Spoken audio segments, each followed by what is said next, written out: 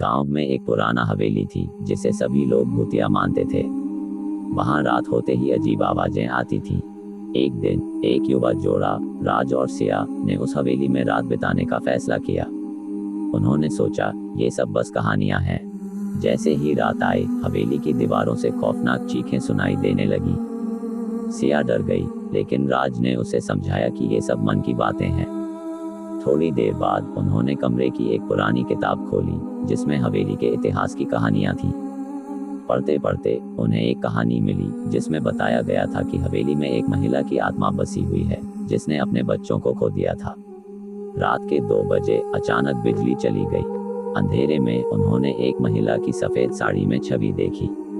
वह रो रही थी और बार बार अपने बच्चों का नाम पुकार रही थी। राज और सिया घबरा गए। जब उन्होंने पीछे मुड़कर देखा तो सिया के बालों में ठंडी हाथ की छुअन महसूस हुई। उन्होंने तुरंत कमरे से भागने की कोशिश की, लेकिन दरवाजा बंद हो गया। आवाजें और तेज हो गईं, जैसे कि वह आत्मा उन्हें बुला रही हो। आखिरकार जब उन्होंने दरवाजा खोलने की कोशिश की तो वह महिला उनके सामने प्रकट हुई।